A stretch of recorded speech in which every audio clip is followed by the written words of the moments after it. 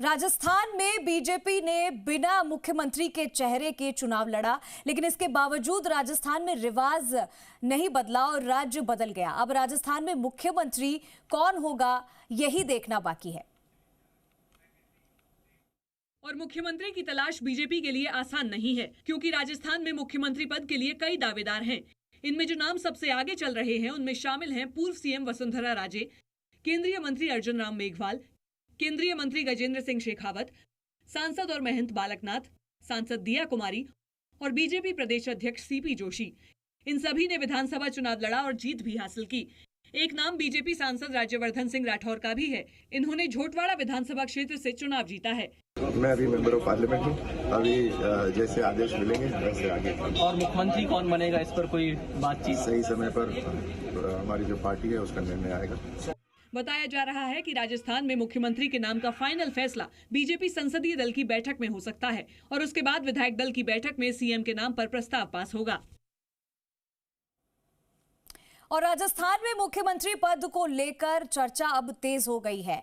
यहां पर बीजेपी में माथापच्ची जरूर हुई है जिसको लेकर, लेकिन पूर्व मुख्यमंत्री वसुंधरा राजे को लेकर भी यहां पर चर्चा का विषय बना हुआ है। दूसरा चेहरा लाना बीजेपी के लिए अब चुनौती से कम नहीं होगा, क्योंकि वसुंधरा राजे राजस्थान में बीजेपी नेताओं में सबसे लोकप्रिय हैं। ग्वालियर राजघराने की बेटी और धौलपुर राजघराने की बहू वसुंधरा राजे मराठा राजपूत हैं। उनकी शादी जाट राजघराने में हुई। इसी की बदौलत उन्हें राजस्थान की राजनीति में अपना कद इतना बड़ा करने का मौका मिला। 2024 के लोकसभा चुनाव में वसुंधरा की लोकप्रियता पार्टी के लिए फायदेमंद साबित हो सकती है। और ये जीत 2024 में मोदी जी को फिर से देशवासियों की सेवा का अवसर देने की जीत। 70 साल की वसुंधरा 5 बार सांसद और 5 बार विधायक रह चुकी हैं। 2 बार मुख्यमंत्री पद का तजुर्बा है, इस लिहाज से उनमें प्रशासनिक क्षमता है। उन्होंने बीजेपी में कलह के बावजूद 2003 के चुनाव में 200 में से 120 सीटें लाकर इतिहास रच दिया। इससे पहले कभी भी भारतीय जनता पार्टी राजस्थान की राजनीति में बहुमत नहीं ला सकी थी। इसलिए वसुंधरा को दरकिनार करना बीजेपी के लिए 2024 के लोकसभा चुनाव में नुकसान कर सकता है। यही वजह है कि वसुंधरा को आसानी से नजरअंदाज नहीं किया जा सकता। लेकिन राजस्थान में बीजेपी के कुछ नेता बीजेपी सांसद दिया कुमारी को वसुंधरा राजे के विकल्प के तौर पर भी आगे बढ़ाना चाहते हैं, क्योंकि दिया कुमारी भी राजस्थान के राजघराने से ताल्लुक रखती हैं। दिया कुमारी जयपुर रियासत के अंतिम शासक मानसिंह द्वितीय की पोती हैं। दिया कुमारी ने जयपुर की विद्याधर सीट से कांग्रेस के दिग्गज नेता सीताराम अग्रवाल को 71,000 से ज्यादा वोटों से हराया। दिया के समर्थक उन्हें सीएम की कुर्सी पर देखना चाहते हैं। हमारे सभी कार्यकर्ताओं की उनके समर्थक दिया कुमारी को श्री राम की वंशज मानते हैं। राजस्थान में राम राज्य के लिए हम राम के परिवार के वंशज से उम्मीद करते हैं कि राम राज्य बना रहे, इसलिए हम दिया कुमारी को फर्स्ट प्रायोरिटी पे मुख्यमंत्री देखना चाहते हैं। दिया कुमारी ने साल 2013 में बीजेपी में शामिल होने के बाद सवाई माधोपुर से चुनाव लड़ा और विधायक बनी। साल 2019 में वो राजसमंद सीट से सांसद बनी। क्या आप अपने आप को मुख्यमंत्री की रेस में मानती हैं और क्या आपको लगता है कि एक महिला मुख्यमंत्री के तौर पर? मैं इस सवाल का जवाब नहीं दूंगी, बिकॉज मैं नहीं होती सवाल का जवाब देने वाली कोई भी। 52 साल की दिया कुमारी वसुंधरा के मुकाबले युवा चेहरा हैं, लेकिन उन्हें वसुंधरा राजे की तरह प्रशासनिक अनुभव और पूरे प्रदेश के बारे में जानकारी नहीं है। राजस्थान में एक और चेहरा है जो मुख्यमंत्री पद का प्रबल दावेदार है। वो चेहरा है केंद्रीय कानून मंत्री अर्जुन राम मेघवाल। उन्हें मुख्यमंत्री पद की रेस में दूसरे नंबर पर देखा जा रहा है, क्योंकि वो राजस्थान में बीजेपी का दलित चेहरा है। इसके अलावा अर्जुन मेघवाल के साथ प्लस पॉइंट ये है कि वो प्रधानमंत्री नरेंद्र मोदी के करीबी हैं। उनकी छवि साफ सुथरी है। रिटायर्ड आईएएस होने के नाते उनमें प्रशासनिक क्षमता भी है। अगर मेघवाल को सीएम बनाया जाता है तो पार्टी को 2024 के लोकसभा चुनाव में दलित वोट बैंक साधने में कामयाबी मिल सकती है।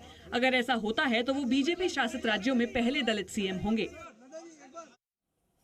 राजस्थान में मुख्यमंत्री पद के दावेदार के लिए एक अहम नाम है बीजेपी सांसद और महंत बालकनाथ। बाबा बालकनाथ हिंदुत्व के चेहरे के बल पर सीएम पद की दावेदारी कर रहे हैं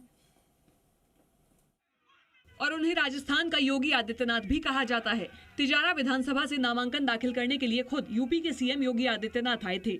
तब बालकनाथ के सीएम बनने की चर्चा और तेज हो गई थी। दिल्ली में संसद के शीत सत्र की शुरुआत में जब उनसे पूछा गया कि क्या वो सीएम पद की रेस में हैं, तो उन्होंने इनकार नहीं किया।